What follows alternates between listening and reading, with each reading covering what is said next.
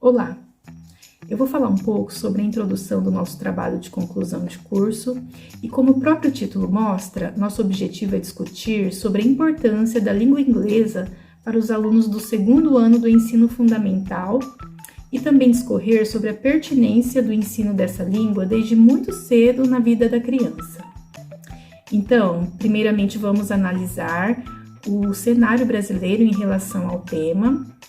E nesse sentido, será apresentado o sistema legal brasileiro que rege a educação básica quanto ao aprendizado da língua inglesa.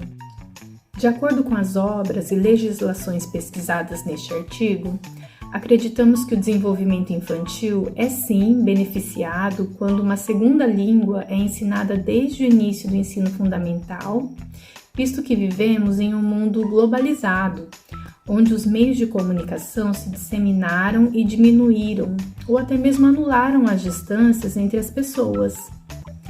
Assim, as pessoas de todo mundo podem se conhecer e estabelecer os mais variados tipos de relações, desde amizades a questões laborativas, tornando imprescindível a aquisição de novos idiomas, tendo o inglês a sua relevância, visto que é tido atualmente como língua franca. Além disso, vamos discutir sobre formas de ensinar uma segunda língua à criança, através de relatos de estudiosos e registros sobre o quanto o contato precoce com a língua inglesa pode ser benéfica. Investigar como ela pode contribuir para o desenvolvimento geral de uma criança, levando em consideração o contato com conteúdos como vídeos, livros, músicas, que seriam como facilitadores para a inserção do aluno como ator principal do seu aprendizado, visto que ele está sujeito ao contato com a língua inglesa de forma mais acessível, dada a globalização e disseminação dos conteúdos de cultura de massa. A metodologia e a introdução da língua inglesa nos anos iniciais. A metodologia nada mais é do que uma pesquisa exploratória, documental, baseada em leis, decretos e bibliografia de natureza qualitativa, que busca o estudo do problema. Diante desse estudo, surge uma indagação, que seria a seguinte pergunta: qual a relevância da língua inglesa nos anos iniciais? Diante desta pergunta, será feito um levantamento das leis que regem atualmente o sistema educacional brasileiro para a introdução da língua inglesa no ensino dos anos iniciais. Essa legislação é a Base Nacional Comum Curricular, a Lei de Diretrizes e Bases e os Parâmetros Curriculares Nacionais.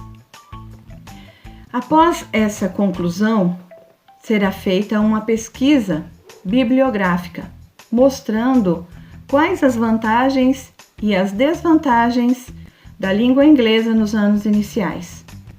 Porque nós sabemos que atualmente a língua inglesa ela é recomendada pela Lei de Diretrizes e Bases apenas para o sexto ano, a partir do sexto ano do ensino fundamental.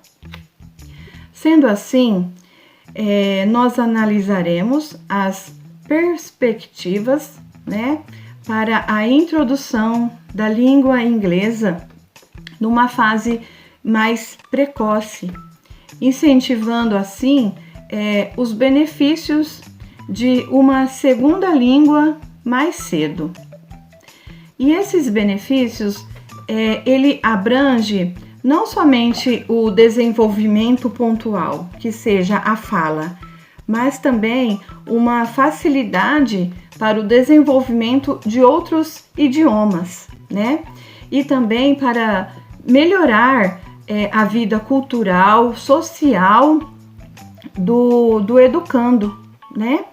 E também nós sabemos que a língua inglesa, ela traz vários outros benefícios. O cenário brasileiro em relação ao ensino do inglês e a sua relevância. Podemos afirmar que no Brasil o ensino da língua inglesa na educação básica passou por altos e baixos. A Lei de Diretrizes e Bases que rege a educação nacional, durante duas publicações, a do ano de 1961 e 1971, foram silentes quanto à obrigatoriedade e à importância das línguas estrangeiras, como eram tidas naquele momento, deixando de incluí-las dentre as disciplinas de caráter obrigatório e também deixando a critério dos conselhos estaduais de educação decidir sobre esse tema. Essa falta de obrigatoriedade trouxe consequências negativas, como, por exemplo, a ausência de uma política nacional de ensino de língua estrangeira unificada. No ano de 1976, com a publicação da Resolução número 58, de uma certa forma resgatou-se o prestígio do ensino de uma segunda língua, ocasião que tornou obrigatório o ensino de uma língua estrangeira para o segundo grau. Já para o primeiro grau, haviam muitas limitações para essa inserção. Posteriormente, com a publicação da nova Lei de Diretrizes e Bases da Educação, a Lei número 9.394, de 20 de dezembro de 1996, trouxe em seu artigo 26, parágrafo 5º, que o ensino de uma língua estrangeira deveria estar no currículo da educação básica a partir do nosso atual 6º ano do ensino fundamental. E o cenário brasileiro, neste momento, começa a mudar. Com o advento da Lei 13.415, de 2017, que acrescentou o artigo 35A na Lei de Diretrizes e Bases, devido às reformas propostas pela Base Nacional Comum Curricular, conferiu ao ensino do inglês um caráter obrigatório e que também, a partir desse momento, deixou de ser tratado como língua estrangeira. Atualmente, a língua inglesa vem assumindo novas funções e um caráter comunicativo a nível mundial, considerada como uma língua franca. E aqui faz oportunos dizeres de Siqueira sobre o ensino dessa língua franca, atrelado ao desenvolvimento de metodologias adequadas com a implementação de práticas pedagógicas que ressignifiquem o ensino da língua inglesa, como nós propomos nesse artigo, para além do verbo to be. E no cenário específico do Estado de São Paulo, a Secretaria da Educação, na Resolução número 107, de 28 de outubro de 2021, acertou quando estabeleceu as diretrizes para a organização curricular do ensino da língua inglesa aos anos iniciais do ensino fundamental, com o intuito de desenvolver o senso crítico das crianças que hoje já estão inseridas neste mundo globalizado. Entendemos que é preciso que os legisladores brasileiros se atentem a essa necessidade de incluir a língua inglesa como disciplina obrigatória no currículo nacional, e isso desde os anos iniciais do ensino fundamental, porque saber um novo idioma é fundamental para facilitar o acesso dessas crianças a um futuro mais rico, tanto no aspecto profissional quanto nos aspectos intelectual, social e cultural. Desde os primeiros dias de vida, o bebê ele absorve muitas informações ao seu redor, né? Vários autores vão trabalhar essa ideia de que a criança ela vai ser como se fosse uma esponja. Ela absorve as informações ao seu redor, ela observa, ela aprende com o meio em que ela está inserida. E, em defesa da nossa ideia de estudo do trabalho de conclusão do curso, o grupo encontrou alguns autores que vão embasar essa ideia de que a criança ela vai aprender ao longo da sua vida, mas Quanto mais cedo começar esse aprendizado, for estimulado esse aprendizado, melhor. Porque através desse aprendizado, a criança vai começar a desenvolver outras habilidades. Desde cedo ele já vai começar a ter acesso a vídeos, a filmes, a música, a conteúdo cultural de uma outra cultura, né? De uma outra língua, e isso vai ajudar, como alguns estudos que foram pesquisados nesse trabalho embasam essa ideia, vai ajudar no desenvolvimento pessoal da criança como cidadão. De acordo com a neuropsicóloga e professora da Universidade Estadual de Campinas, Silvia Ciasca, o cérebro é ainda mais estimulado quando o ensino de duas línguas é praticado ao mesmo tempo. Quando se aprende uma língua, o circuito de leitura se une ao da escrita, de maneira natural. No caso de aprender mais de um idioma, esse processo se potencializa. Além disso, se a criança aprender outras matérias como matemática ou outra língua, isso também pode proporcionar maior estímulo e motivação para outros estudos. A história do ensino do inglês na educação brasileira. Quando o príncipe regente de Portugal, Dom João VI, fugiu para o Brasil, ele contou com grande apoio da Inglaterra, tornando essas relações estreitas entre os dois países.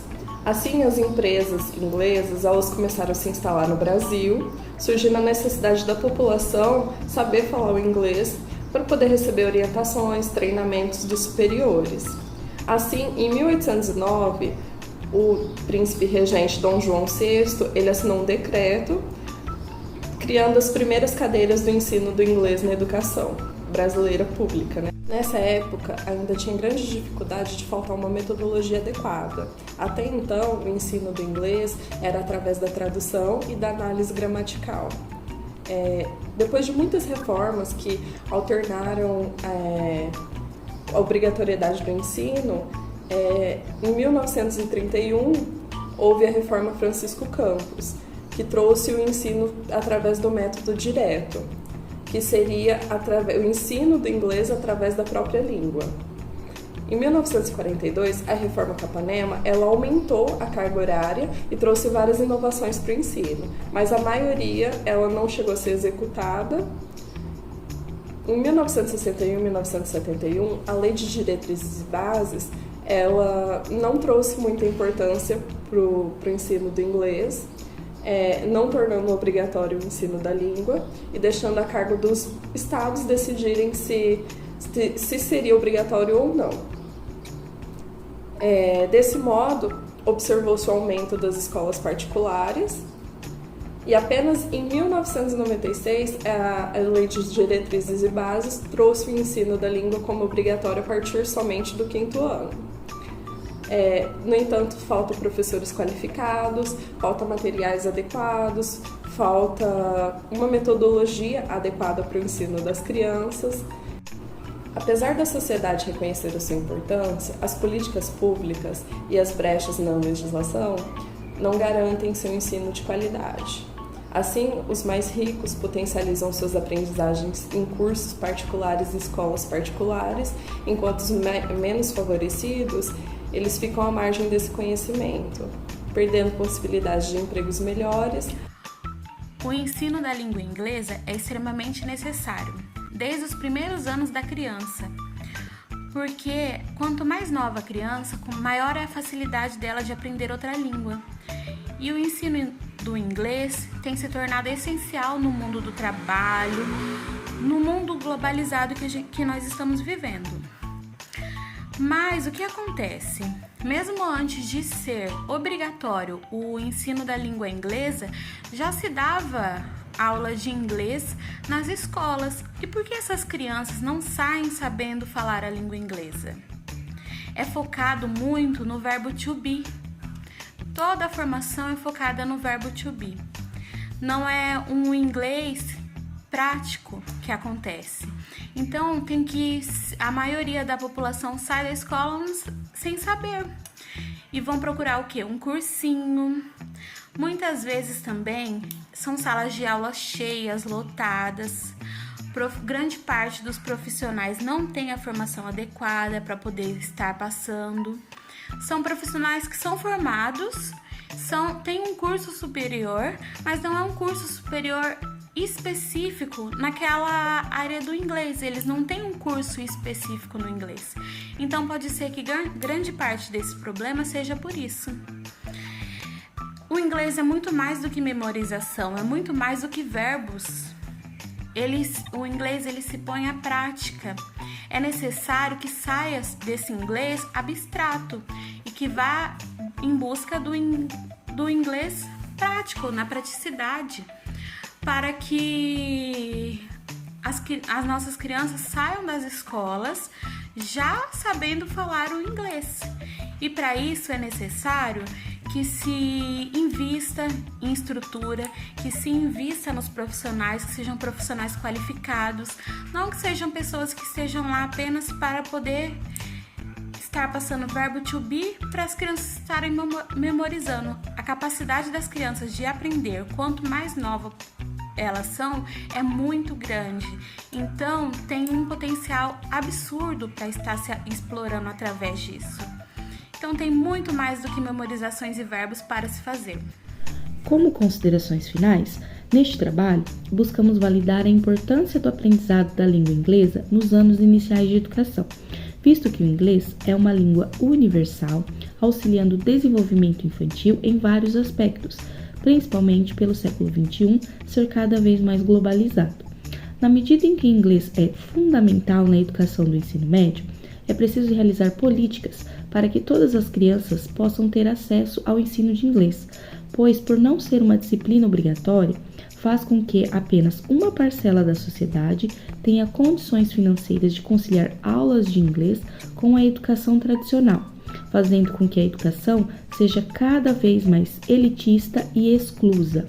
Refletir sobre essas questões é de extrema importância, na medida que seja necessário cada vez mais referências científicas para a obrigatoriedade do aprendizado da língua inglesa no ensino fundamental, dado que seria preciso modificar nas leis, mesmo que sendo um processo lento.